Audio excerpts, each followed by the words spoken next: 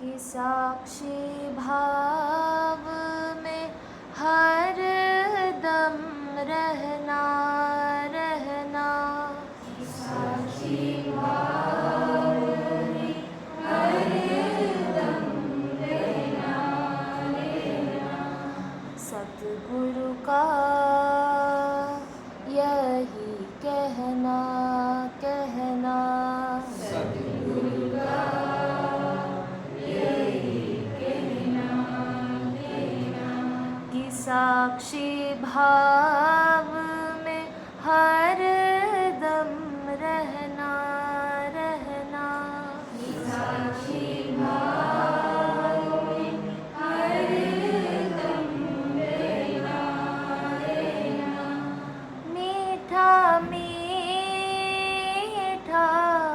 सबसे बोलना, मीठा मीठा सबसे बोलना, प्रेम रस बोलों से मुख खोलना, प्रेम रस बोलों से मुख खोलना, कटु वचन को तुम तो सहना सहना,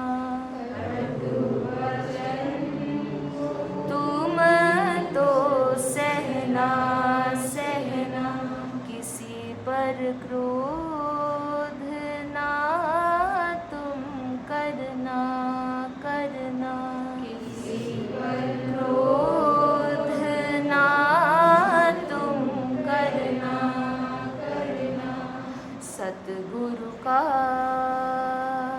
यही कहना कहना, सतगुरु का यही कहना कहना, कि साक्षी भाव में हर दम रहना रहना, साक्षी भाव में हर दम रहना रहना, सुख दुखों को लाभ हानि को, सुख दुखों को लाभ हानि को तुम सहते रहना, ना किसी से कहना, तुमसे रहना, ना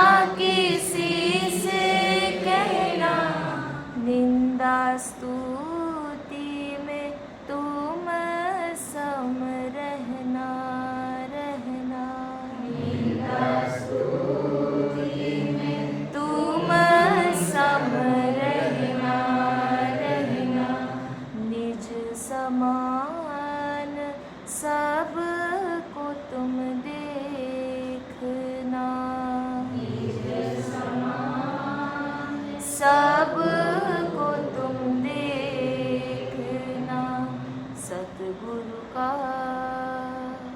यही कहना कहना, सतगुरु का यही कहना कहना, कि साक्षी भाव में हर दम रहना रहना, साक्षी भाव में हर दम रहना रहना, सहनशीलता सद्भावना,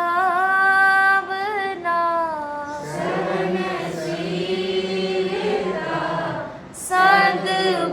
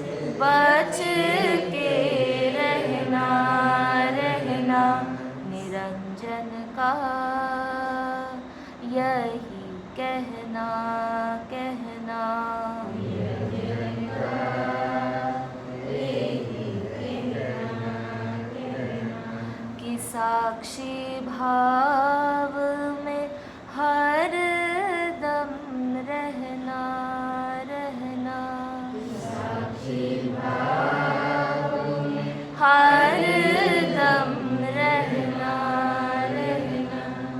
अपना पराया राग द्वेषता, अपना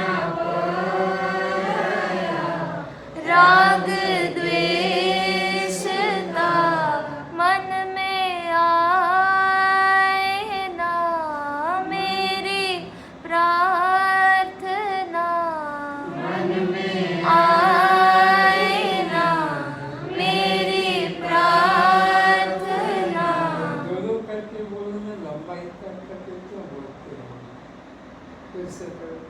अपना पराया अपना पराया राग द्वेषता, राग द्वेषता मन में आए ना, मन में आए ना, मेरी प्रार्थना मेरी प्रार्थना।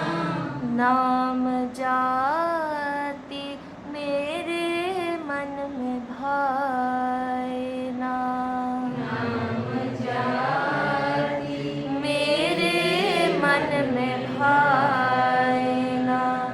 द्वैत भाव में मन मेरा जाए ना, मन मेरा जाए ना। गुरुवर का यही कहना कहना, यही कहना कहना कि साक्षी भाव में हर दम रहना रहना, साक्षी भाव में हर दम रहना रहना। मन में करता भाव, मन में करता भाव कभी आए ना, कभी आए ना, साक्षी भाव कभी साक्षी भाव कभी मन से भूले ना, मन से भूले ना, मन से जाए ना, जाए ना, कभी आए ना।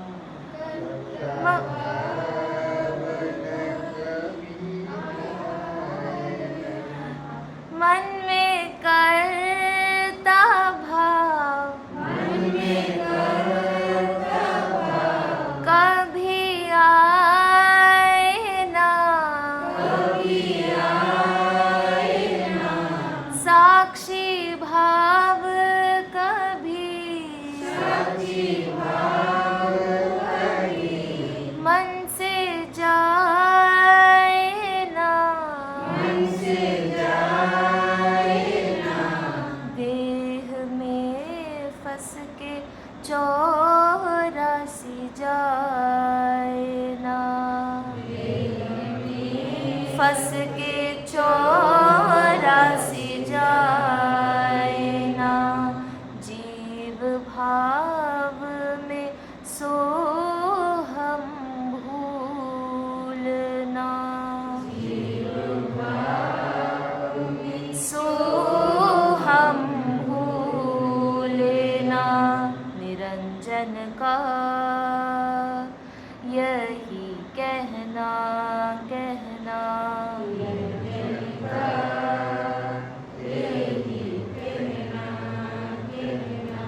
कि साक्षी भाव में हर दम रहना रहना,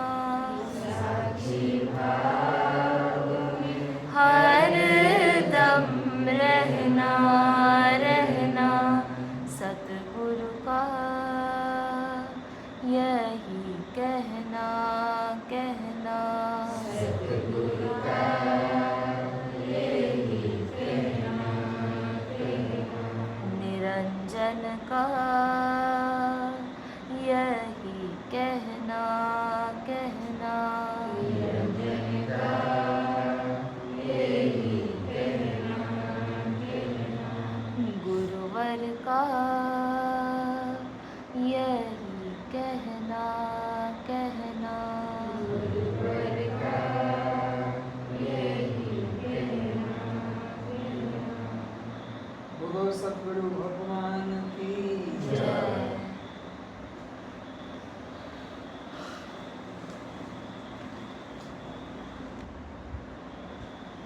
अष्टावक्र जी अपने जिज्ञासु शिष्य को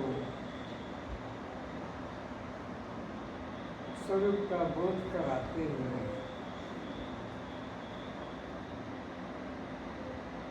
जब बहुत समय बीत गया तो अष्टावक्र जी के मन में आया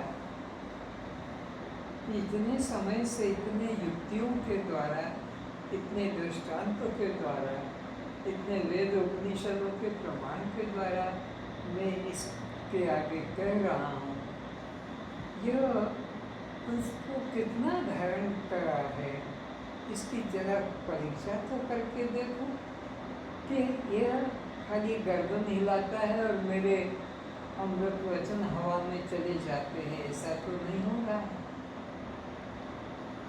तो यह प्राचीनतम पद्धति है कि आचार्य विद्यार्थी को पहले पढ़ाता है, उसके बाद में फिर वो आचार्य उस जिज्ञासु की, शिष्य की परीक्षा करता है। ये परीक्षा करना प्राचीन काल से चला आ रहा है। इससे मास्टर को, अध्यापक को, आचार्य को पता लग जाता है कि मेरा पढ़ाना कितना सार्थक है और श्रोताओं का, विद्यार्थियों का श्रवण कितना सार्थक हो रहा है। तो पूछ लिया एक दिन, क्यों रे जनक, तू मेरे प्रवचन को सुन रहा है, तो मुझे ये तो बता, तू क्या समझा मेरे प्रवचन का सार, मुझे बता। शिष्य जनक सजग होकर अपने गुरुदेव के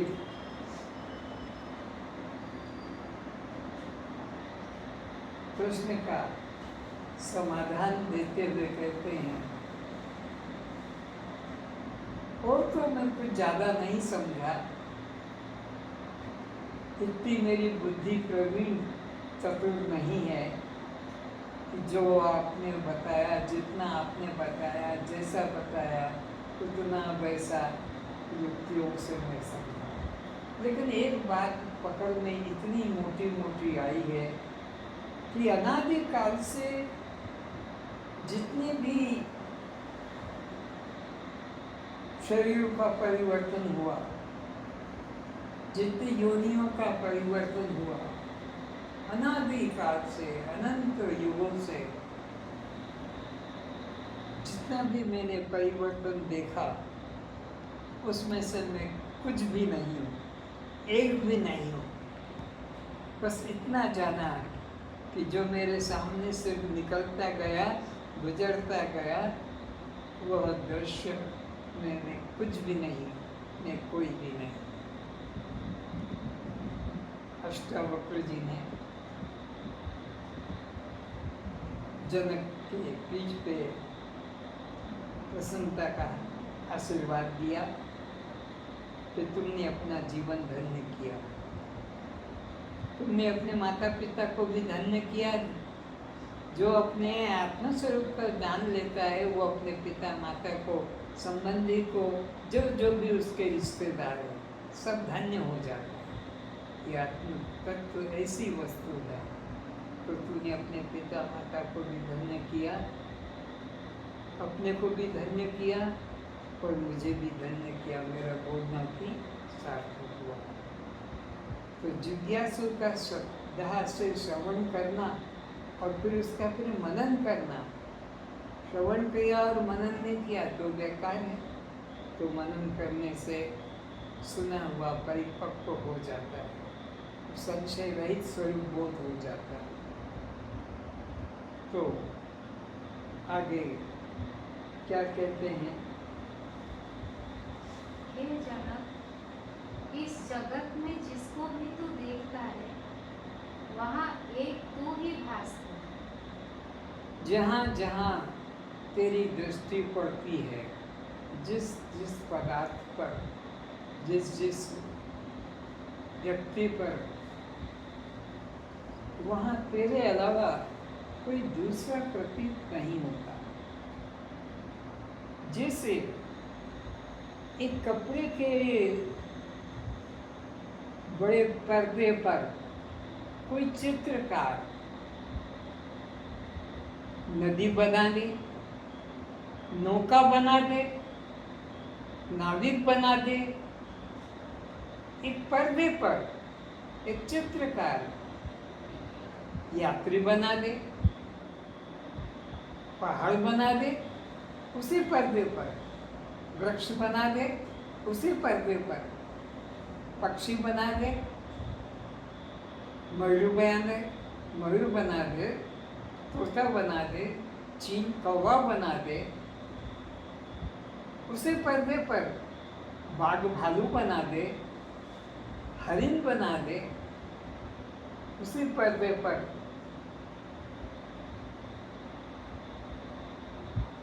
आग लगता हुआ जंगल दिखा दे,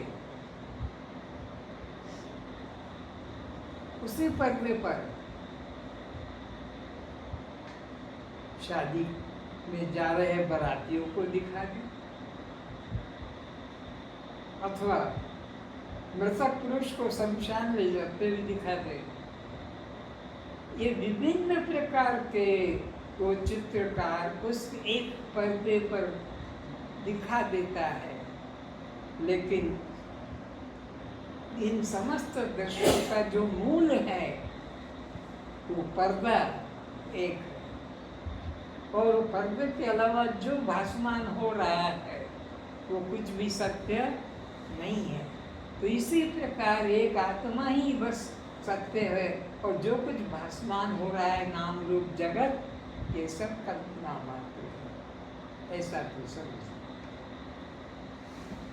जैसे चूड़ी, चैन, नुपुर, बाजूबंद, अंगूठी आदि अनेक आकृतियों में एक ही स्वर्ण भासता है। ये जैसे विभिन्न अलंकारों के नाम सुने तो जाते हैं, उनको पहने भी जाते हैं, लेकिन केवल स्वर्ण के अलावा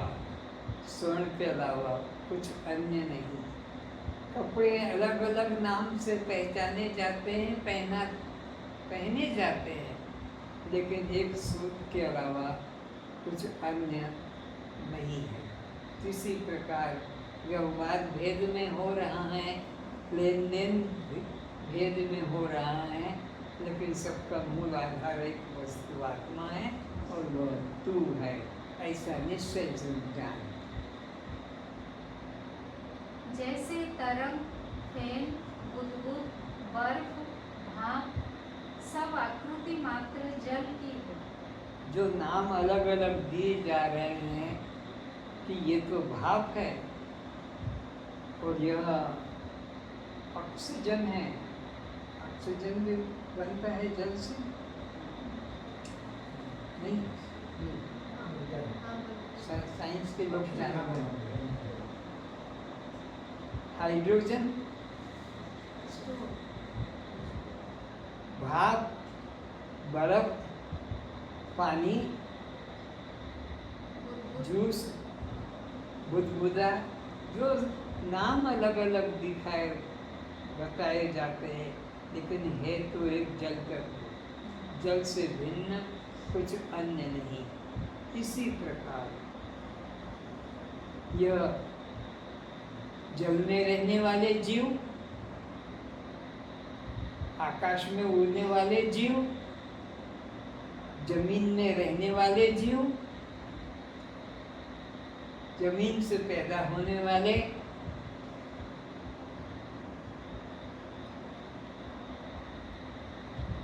चार टांग वाले जीव, दो टांग वाले मानव, 84 लाख प्रकार की आकृतियां अलग अलग हैं, लेकिन सबका मूल आधार एक परमात्मा। एक परमात्मा को छोड़कर अन्य ये जल में रहने वाले, आकाश में उड़ने वाले, जमीन के अंदर रहने वाले वृक्ष, लताएं, मनुष्य, पशु, सब एक ब्रह्म के अलावा अन्य कुछ भी नहीं है। नाना काष्ठ के सामग्रियों में एक काष्ठ ही सत्य है। काष्ठ मतलब यहाँ लकड़ी। लकड़ी। लकड़ी के बने कितने प्रकार के सामग्री, फर्नीचर, वस्तुएं हो, लेकिन उनका मूल आधार एक काठ ही है। इसी प्रकार ये 84 लाख प्रकार के शरीर हैं, लेकिन सबका मूल आधार एक चैतन्य आत्मा है। और वो चैतन्य आत्मा कोई अन्य नहीं, तुझसे भिन्न नहीं, वह तू स्वयं ही है, ऐसा निश्चय करके जान। मिट्टी के अनेकों बर्तनों, सामानों में एक मिट्टी ही देखना तत्व दृष्टि है। भिन्न भिन्न नाम व्यवहार होने पर भी एक मिट्टी को ही मूल रूप से पहचानना चाहिए। अब कहाँ गया अनेक, किसको अनेक कहोगे? जहाँ अनेक ना रहा तो एक भी कहाँ रहा? किसकी अपेक्षा से एक कहोगे? बस इस स्थिति में जो रहा वह ना अनेक है ना एक है, जो है वही है, जैसा है वैसा ही है। इस परमात्मा को न दो कह सकते हैं न एक कह सकते हैं, क्योंकि एक भी दो की अपेक्षा से जब दूसरा है ही नहीं तो एक भी किसको कहेंगे। वाणी उसे व्यक्त नहीं कर सकती, वह मौन है, अव्यक्त है। इसी तरह यहाँ विभिन्न आकृतियों में ज्ञानी को तो एक ही ब्रह्म सत्ता ही स्फुरित हो रही है, इसलिए ज्ञानी की सहज समाधि बनी रहती है। ज्ञानी इसलिए एक ही तत्व को दिखता है, चाहे वो सियाराम रूप सब जग कह दे कि सर्वम खलुदम ब्रह्म कह दे कि एक द्वितीयम ब्रह्म कह दे, उसे एक के अलावा कोई दूसरा नजर नहीं आता है, ऐसा वो निश्चय से जानता है। देहाभिमाने गलिते विज्ञाते परमात्मनि, यत्र यत्र मनो याति तत्र तत्र समाधि। उस ज्ञानी पुरुष की जहाँ भी दृष्टि पहुँचती है, जिस पर भी दृष्टि पहुँचती है, वो आत्मा से भिन्न, अपने से भिन्न कुछ नहीं देखता है।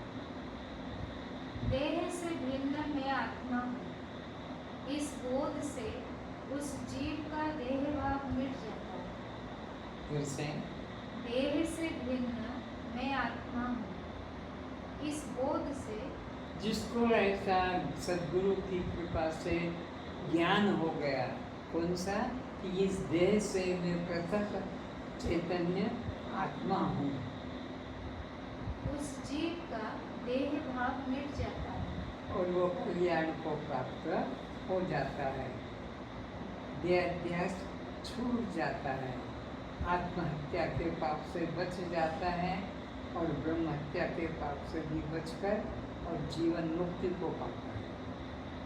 फिर उस ज्ञानी की जहाँ भी दृष्टि या वृत्ति जाती है, वहाँ वह एक परमात्मा को ही देखता है। वह अपने से भिन्न परमात्मा को नहीं देखता, इसलिए ब्रह्म हत्या के पाप से बच जाता है और अपने को देह रूप नहीं मानता है, नहीं जानता है, इसलिए वो आत्महत्या के पाप से भी दोनों हत्याओं के पाप से ज्ञानी मुक्त हो जाता है।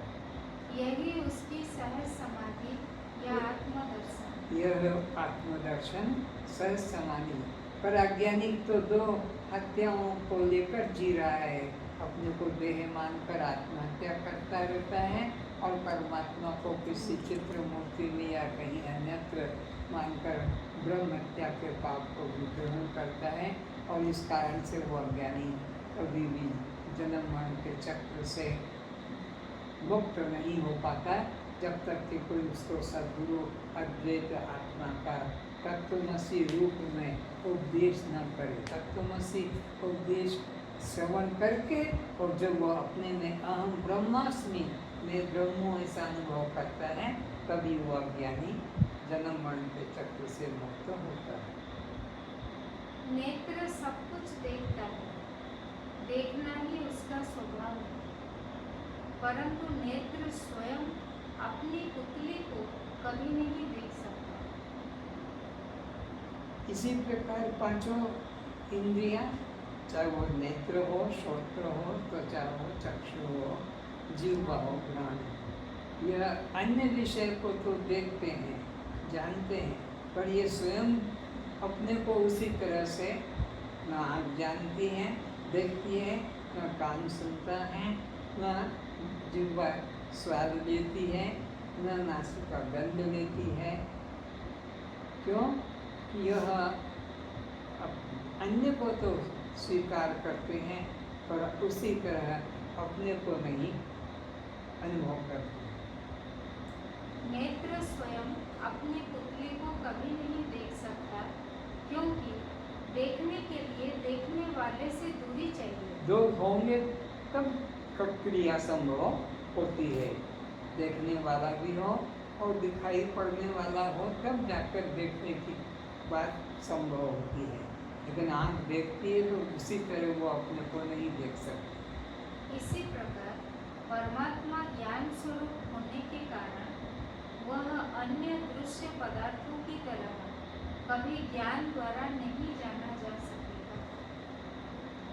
जैसे अन्य पदार्थ ज्ञान के द्वारा जाने जाते हैं, उसी प्रकार परमात्मा को अन्य रूप में देखा नहीं जा सकता। जानने का व्यवहार द्वैत में होता है। परमात्मा अद्वैत अखंड होने से जीव उसे भिन्न रूप में नहीं जान सकता। परमात्मा को पास कहना ठीक नहीं, दूर कहना तो और बड़ी मूर्खता है। परमात्मा को पास कहने में भी द्वैत बन जाता है, दूर कहना तो और महान मूर्खता हो जाती है, क्योंकि यहाँ एक परमात्मा के अलावा अन्य कुछ है ही नहीं, तो दूर भी कहना भूल है। और परमात्मा मेरे पास है ये भी कहना मूर्खता है, अज्ञानता है, क्योंकि मेरे पास से तो एक मैं हूँ और एक मेरे पास से ये रुमाल है, ऐसे दो हो गए। तो परमात्मा को पास भी कहना और परमात्मा को दूर कहना दोनों में मूर्खता की बात है।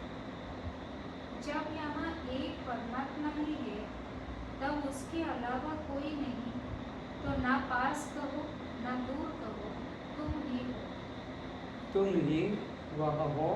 हाँ, तुम पास कर सकते हो अपने को, न तुम दूर कह सकते हो। दो होते तो उसकी अपेक्षा से पास और दूर का वर्णन किया जा सकता था, तो यहाँ दूर है ही नहीं। यहाँ द्वैत का कोई काम नहीं। जैसे स्वर्ण व आभूषणों के बीच अंतर नहीं, इसी प्रकार ब्रह्म व जगत के बीच भी अंतर है। अंतर केवल व्यवहार भेद से मनुष्य, पशु, पक्षी, कीट, वृक्ष, लता, पौधा, माटी, जल आदि कहे जाते हैं। ये व्यवहार भेद से कहे जाते हैं, नहीं तो यहाँ एक ब्रह्म के अतिरिक्त अन्य किंचित भी नहीं। जैसे अलंकार के व्यवहार भेद से, उपयोग भेद से नाना नाम कहे जाते हैं, अन्यथा एक स्वयं के अलावा वहाँ कुछ भी नहीं। इसी प्रकार व्यवहार भेद से कपड़ों के अलग अलग नाम उपयोग होते हैं, पर वहाँ एक सूत के अलावा अन्य कुछ भी नहीं। इसी प्रकार यहाँ पर एक ब्रह्म के अलावा अन्य कुछ भी नहीं। वैसे 84 लाख योनियों की कल्पना की गई है अज्ञानी को समझाने के लिए। यहाँ भीतर बाहर आगे पीछे दाएं बाएं एक ब्रह्म ही है। उस एक सत ब्रह्म ने की इच्छा कर अपने को तेज, जल, अन्न एवं जगत रूप में रच डाला है। फिर से उस एक सत ब्रह्म ने ही उस एक सत ब्रह्म ने ही इच्छा करके पंचभूतों के रूप में डाल दिया। वही आकाश बन गया, वही वायु बन गया, वही तेज बन गया, वही जल बन गया और वही पृथ्वी बन गया और वही पृथ्वी और जल, तेज, वायु, आकाश से शरीर बन गया। अन्न बन गया एवं जगत भी वही रच डाला। ब्रह्म ही वेदम अमृतम पुरस्तात् ब्रह्म पश्चात ब्रह्म दक्षिणे स उत्तरेण। सब दिशा भी वही बन गया, सब देश भी वही बन गया, सब काल भी वही बन गया, क्योंकि परमात्मा अखंड है। और अखंड उसे कहते हैं जो सब देश में हो, सब काल में हो और सब रूप में। परमात्मा से भिन्न न कोई देश है, न परमात्मा से भिन्न कोई काल है, न परमात्मा से भिन्न कोई वस्तु है। उस अद्वैय ब्रह्म ने विचार किया कि मैं बहुत हो जाऊं। उसी परमात्मा ने ऐसा विचार किया, ऐसी माया रची, ऐसी लीला करने की इच्छा जगी कि कुछ मैं लीला करूं। एक मेवा अद्वितीय ब्रह्म जो तत्व था वही एक बहुत श्याम बन गया, बहुत बन गया और वह तेज, जल, अन्न हो गया। और वही ब्रह्म ये पंचभूत रूप में प्रकट हो गया। हे जनक, यह मैं हूँ, वह मैं नहीं, वह अन्य है। ऐसा सोचना भी पाप है कि यह अन्य है, वह अन्य है, यह मैं नहीं, ऐसा कभी मत सोचना। एक मेवा अद्वितीय ब्रह्म, एक ब्रह्म के अतिरिक्त तो यहाँ अन्य कुछ भी नहीं है। इस भेद को त्याग कर सर्वरूप आत्मा ही है ऐसा इस भेद को त्याग कर यह मैं हूँ, वह मैं नहीं, ऐसा मन में कभी भेदभाव किसी के प्रति मत लाना, क्योंकि यहाँ मेरे अतिरिक्त अन्य कुछ भी नहीं है। सर्वरूप आत्मा ही है ऐसा निश्चय कर। सर्वरूप कौन है? आत्मा का मतलब मैं, आत्मा का मतलब अन्य नहीं। ये जैसे रुमाल अन्य है, तो सब मैं ही हूँ। यदि तू अपनी ऐसी अभेद दृष्टि बनाएगा तभी तू सुखी होगा। जब तक तू यह अद्वैत दृष्टि कि एक ब्रह्म के अलावा दूसरा कोई नहीं, ऐसी जब दृष्टि बनाएगा तभी तेरा उद्धार होगा, तभी तेरा कल्याण होगा, तभी तो आवागमन से 84 के चक्कर से मुक्त हो सकेगा। अन्यथा बिना अद्वैत ज्ञान के कभी कोई शांति को पाया नहीं। और ये अद्वैत ज्ञान भी बिना सद्गुरु के, तत्वदर्शी गुरु के बिना ये अद्वैत ज्ञान भी किसी अन्य कर्म उपासना से प्राप्त होता नहीं। हे जनक, द्वैत दर्शन से ही भय होता है। जब तक तुम्हारे को दूसरा दिखेगा तभी तक भय रहेगा। गहरी नींद में तुमको कोई दूसरा नहीं, इसलिए रात में सुख से सोया, बड़ी मीठी नींद आई। पर स्वप्न बड़ा भयानक लग रहा था, जागृत भी खतरनाक लग रहा था, क्योंकि यहाँ द्वैत दिख रहा है सब। लेकिन सुषुप्ति में, गहरी निद्रा में तुम्हारे अलावा वहाँ कोई अन्य नहीं था। तो द्वैत भाव लाना ही दुख और भय का कारण है। द्वैत दृष्टि ही दुख का कारण है। परमात्मा और मैं भिन्न हूँ ऐसी दृष्टि को छोड़ दे। ये दृष्टि को, ये नीच दृष्टि को, ये कुदृष्टि को, ये भेद दृष्टि को कि परमात्मा और है और मैं और हूँ, इस दृष्टि को ही त्याग दे। जब तक ये दृष्टि रहेगी, ये द्वैत दृष्टि, नीच दृष्टि, कुदृष्टि, भेद दृष्टि रहेगी, तब तक तू कभी भी शांति को प्राप्त नहीं कर सकते। सोहम शिवोहम कहने से भी वह और मैं दो हो जाते हैं। यह कहना भी वाणी से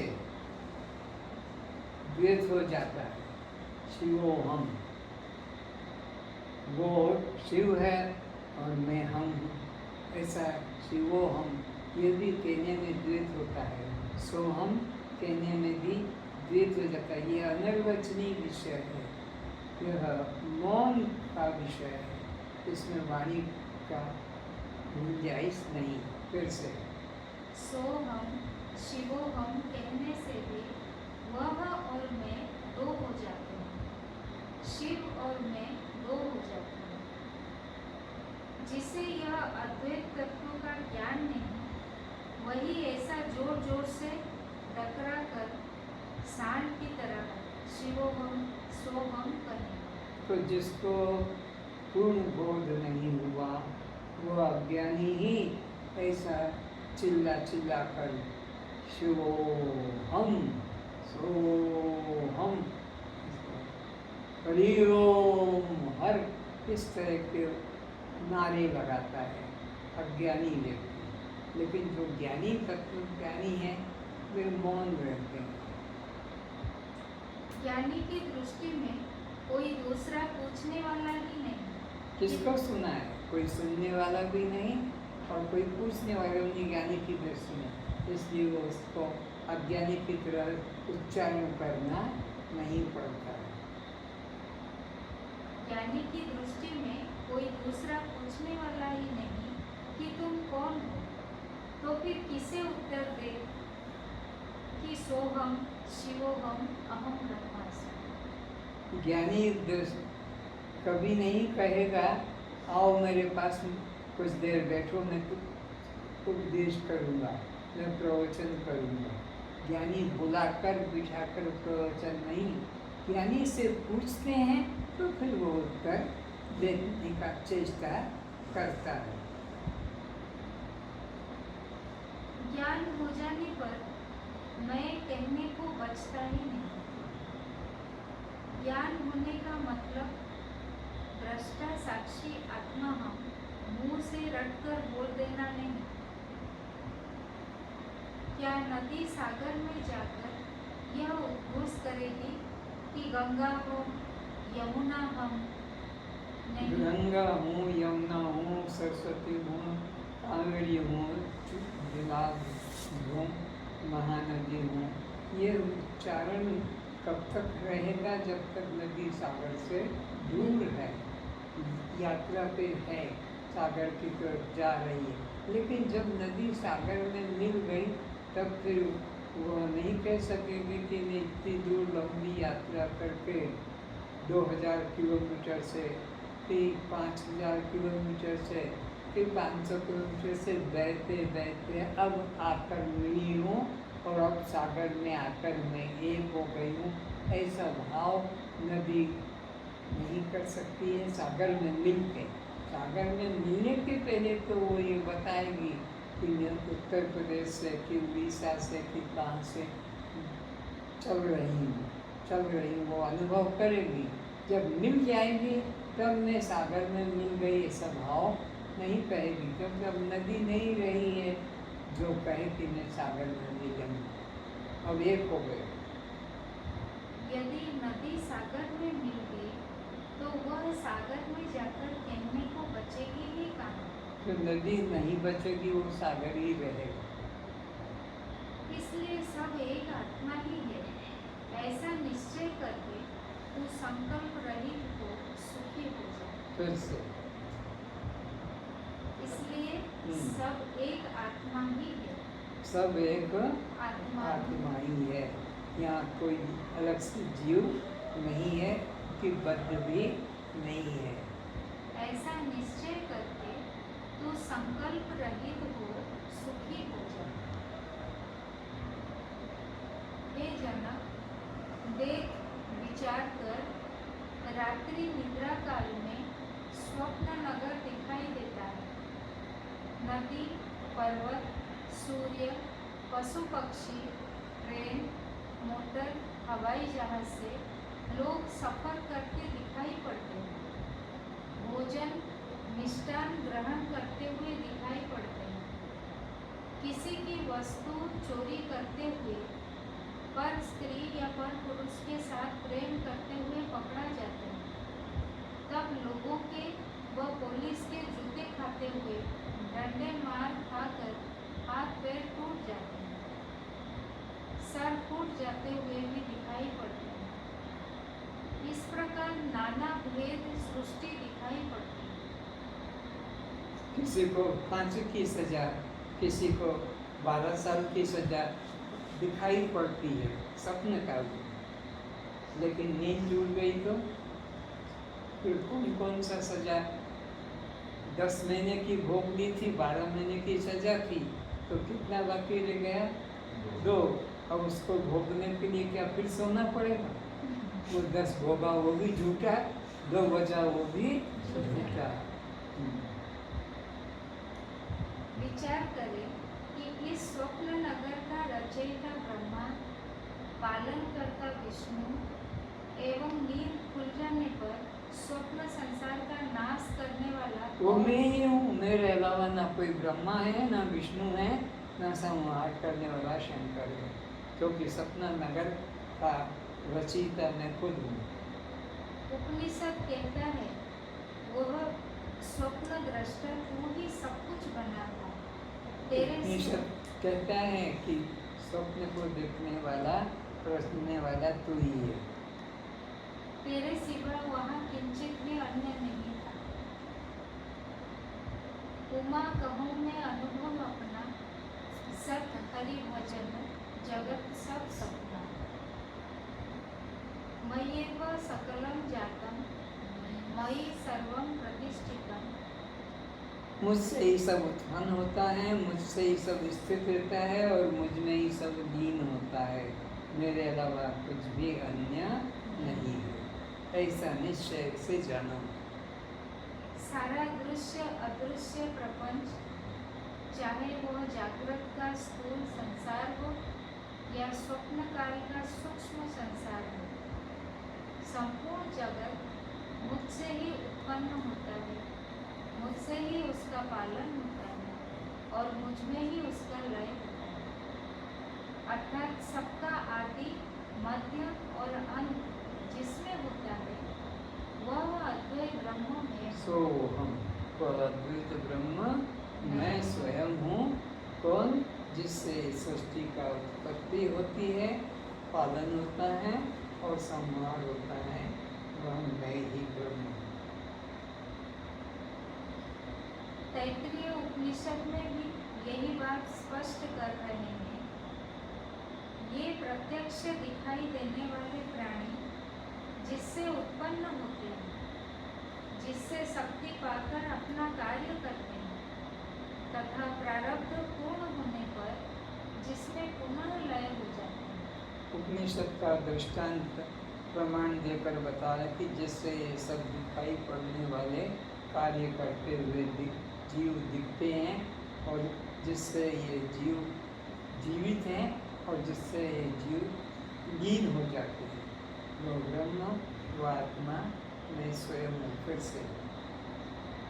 ये प्रत्यक्ष दिखाई देने वाले प्राणी जिससे उत्पन्न होते हैं, जिससे शक्ति पाकर अपना कार्य करते हैं तथा प्रारब्ध पूर्ण होने पर जिसमें पुनः लय हो जाता है, वही ब्रह्म है, उसे ही जानना चाहिए। और वो मैं स्वयं हूँ ऐसा करके जानना है, न कि वह कोई अन्य है, अन्य देश में, अन्य लोक में है। ऐसा कभी भी मन में पाप मत लाना कि वह अन्य जगह है, अन्य देश में है, अन्य लोक में। ऐसा नहीं, बल्कि वह मैं स्वयं हूँ जिससे सब उत्पन्न होते हैं, जिससे शक्ति पाकर जीवित रहते हैं और प्रारब्ध भोग पूरा होने पर जिसमें लीन होते हैं, सो हम आत्मा। हे जनक, तू निश्चय कर कि वह अद्वैत ब्रह्म मैं हूँ। तो क्या निश्चय करना है कि वह अद्वैत ब्रह्म जिससे सब उत्पन्न होते हैं, जिससे सबका जीवन जीता है और जिसमें सबका लय हो जाता है, वह अद्वैत ब्रह्म मैं हूँ। ऐसा तो निश्चय कर। कौन कह रहा है? सद्गुरुदेव अपने शिष्य जनक को। किंतु यह मैं हूँ, यह मैं नहीं हूँ, यह प्रथम कक्षा का पाठ है। मनोबुद्धि अहंकार चिंता ही नाम है।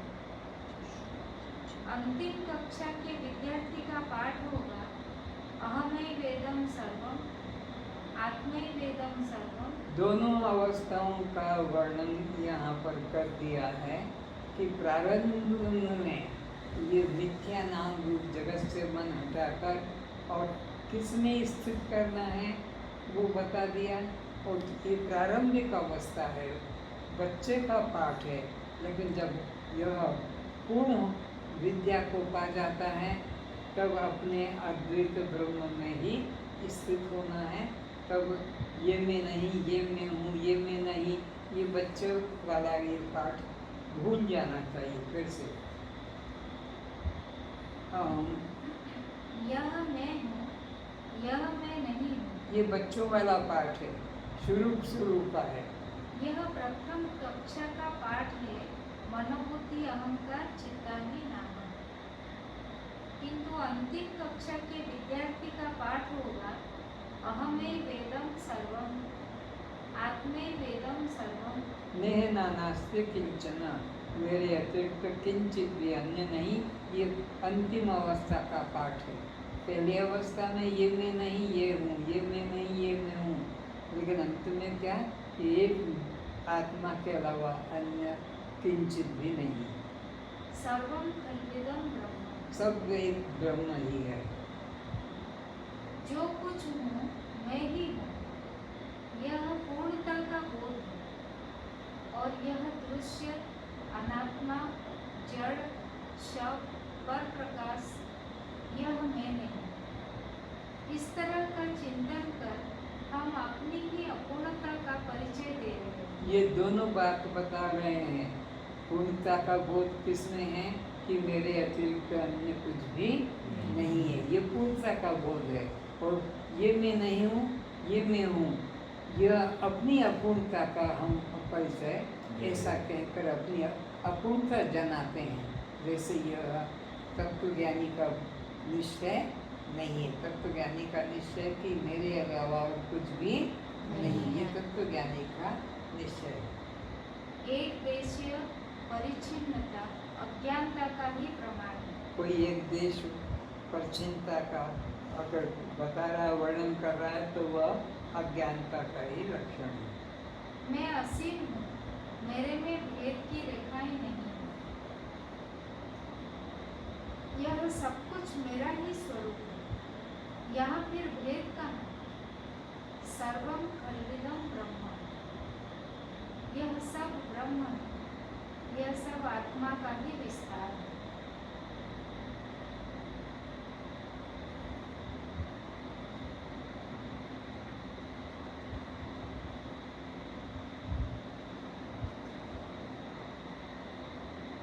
हे शिष्य, तेरे ही स्वरूप का अज्ञान होने के कारण तुझे यह संसार भेद रूप भास रहा है। तेरे को अपने स्वरूप का, अखंड स्वरूप का, सर्वव्यापक स्वरूप का बोध न होने के कारण ही यह देह भाव, कर्ता भाव का भ्रम हो रहा है। फिर से तेरे ही स्वरूप का अज्ञान होने के कारण तू अखंड है, तू पूर्ण है, तू सर्वव्यापक है, नहीं जानता है।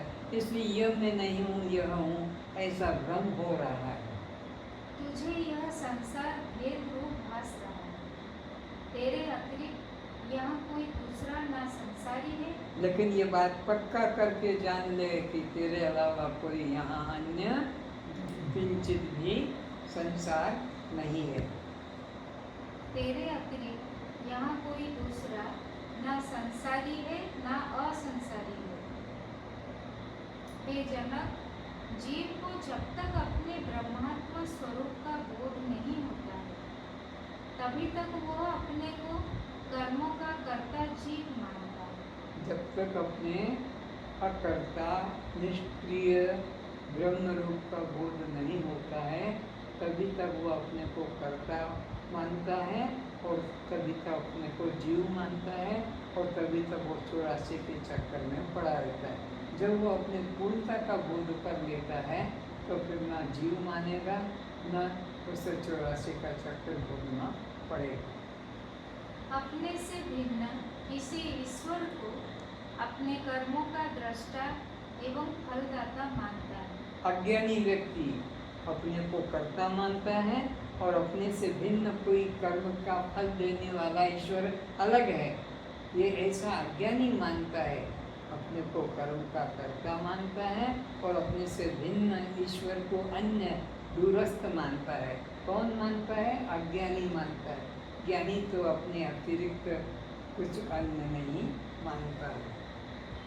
जब संपूर्ण सृष्टि के उत्पत्तिकर्ता ब्रह्मा, पालन करता विष्णु तथा संहार करता शंकर है, ऐसा तुम्हें दृढ़ बोध शास्त्रों द्वारा ज्ञानी संतों द्वारा जानने में आ गया, तब तुम्हारे घर में जो पैदा हो रहा है क्या उन्हें तुम पैदा कर रहे हो?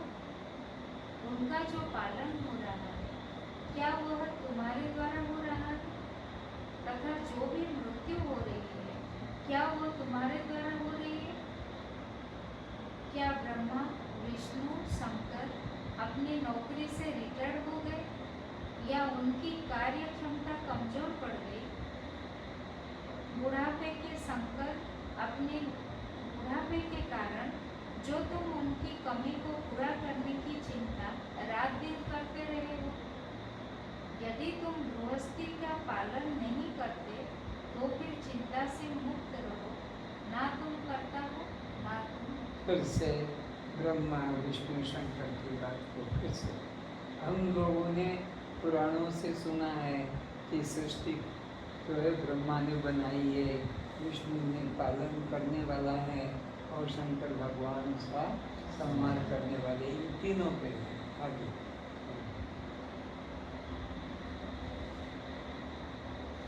ऐसा तुम्हें दृढ़ बोध शास्त्रों द्वारा ये शास्त्र के द्वारा सबको सुनाई पड़ा है। तब तुम्हारे घर में जो पैदा हो रहा है क्या उन्हें तुम पैदा कर रहे हो? तो फिर तुम्हारे घर में जो बच्चे पैदा हो रहे कि 2 लड़की कि 3 लड़के, ये मर रहा है, ये पैदा हो रहा है, ये क्या तुम कर रहे हो? ये कि शास्त्र कहता है कि ब्रह्मा ने सृष्टि बनाई, विष्णु ने उसका पालन किया, शंकर ने उसका सृष्टि का पूरी, तो तुम क्या अलग से हो गए? ब्रह्मा विष्णु शंकर की सृष्टि से अलग हो गए जो तुम कहते हो कि मैंने ये मकान बनाया, कि मैंने बच्चे पैदा किए, कि यह ऐसा हुआ। उनका जो पालन हो रहा है क्या वो तुम्हारे द्वारा हो रहा है? तथा जो भी मृत्यु हो रही है क्या वो तुम्हारे द्वारा हो रही है? तुम अपने को बीच में से करता है पन का भाव हटा लो, यही तुम्हारे बंधन का और मृत्यु का कारण है। तुम अपने को बीच में से मैंने ये किया, मैं ये कर रहा हूँ, मेरे द्वारा ये हो रहा है, ये अपने को बीच में से खींच लो, वही कर रहा है, उसी से सब हो रहा है। क्या ब्रह्मा विष्णु शंकर अपनी नौकरी से रिटायर्ड हो गए हैं? जो तुम कहते हो कि मैंने किया, अरे वो करने वाला है, फिर भी तुम कहते हो मैंने किया, तो क्या उनको नौकरी से छुट्टी दे दी है क्या? कि ब्रह्मा नहीं है, तुम करने वाले हो, विष्णु नहीं है पालन करने वाला, तुम पालन करने वाले हो, कि शंकर संहार करने वाला नहीं है, तुम्हारे द्वारा संहार होता है। क्या हो गया? उनको तुमने छुट्टी दे दी क्या? वो तो पुराणों में लिखा है, वेद उपनिषद कहते हैं कि ब्रह्मा ने बनाया है, विष्णु ने पालन किया है, शंकर संहार करता है। बुढ़ापे के कारण जो तुम उनकी कमी को पूरा करने की चिंता रात दिन करते रहते हो, यदि तुम गृहस्थी का पालन नहीं करते तो फिर चिंता से मुक्त रहो, ना तुम करता हो ना अनादर होता है। जब अपने को न कर्ता बनाओ न भोक्ता बनाओ, उसी ने सब कुछ किया है और वही सब करवा रहा है और भोग रहा है। तुम अपने को उससे अलग करो। जब जीव जगत को अपनी कर्म भूमि बनाता है तो उसका कारण ईश्वर भी स्वतः स्वीकार कर लिया जाता है। कार्य का कारण होगा तभी कार्य की रचना होती है। चूड़ी है तो कारण स्वर्ण है, घड़ा है तो कारण मिट्टी है। इसी तरह जगत है तो कारण जगदीश यानी ईश्वर भी होगा। बृहदारण्यक श्रुति कहती है, जहाँ अविद्या अवस्था में द्वैत सा होता है, वहीं अन्य अन्य को देखता, सूंघता, रसास्वादन करता, सुनता, मनन करता, स्पर्श करता एवं जानता। अगर तुमसे अन्य कुछ न हो तो कौन किसे सुनेगा, कौन किसे देखेगा, कौन किसे छुएगा, कौन किसे उगाएगा। दोनों तरह से पक्का किया जा रहा है। द्वैत दृष्टि से भी समझाया जा रहा है और अद्वैत दृष्टि से भी समझा जा रहा है।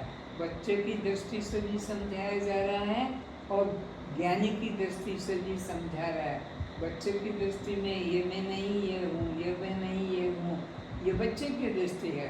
और मैं ही सब कुछ हूँ, मेरे फिर कुछ भी नहीं, ये पूर्णता का बोध है। किंतु जहाँ जिसके लिए सब आत्मा ही हो गया कि वह अद्वैत आत्मा में हो, तब द्वैत के अभाव अद्वैत रूप फिर ये मैं नहीं ये मैं नहीं कहने की बात छोड़ दो, ये भूल जाओ, अब मैं ही सब कुछ हूँ। तब किसके द्वारा किसे ग्रहण करें?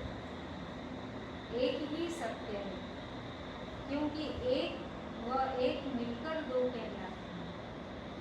दो कुछ भिन्न तत्व नहीं, दो व एक मिलकर तीन कहलाते हैं, तीन व एक मिलकर चार कहलाते हैं, चार व एक मिलकर पाँच कहलाते हैं। तो दो तीन चार पाँच कुछ है ही नहीं। ये केवल एक ही सत्य है। एक और एक मिल जाने से दो हो गए, तो दो कुछ नहीं, वो एक ही मिलने से वो एक दो बन गया और दो में एक और जुड़ गया तो फिर वो तीन बन गए। तो तीन कुछ है नहीं, वो एक ही तीन है, एक ही चार है, एक ही सर्व है। सर्वम खलदम ब्रह्म एकमेव अद्वितीयम ब्रह्म। ये सब कहने को है, ये है वो, लेकिन एक आत्मा ही परमात्मा ही सत्य है। आज बस इतना है। ओम शांति शांति। सर्वं खलदं ब्रह्म सर्वं खलदं ब्रह्म एकमेव अद्वितीयं ब्रह्म एकमेवाद्वितीयं ब्रह्म नेह नानास्ति किंचन नेह नानास्ति किंचन द्वितीयाद्वयं भवति द्वितीयाद्वयं भयं भवति सोहम आत्मा गुणाकेश सोहमात्मा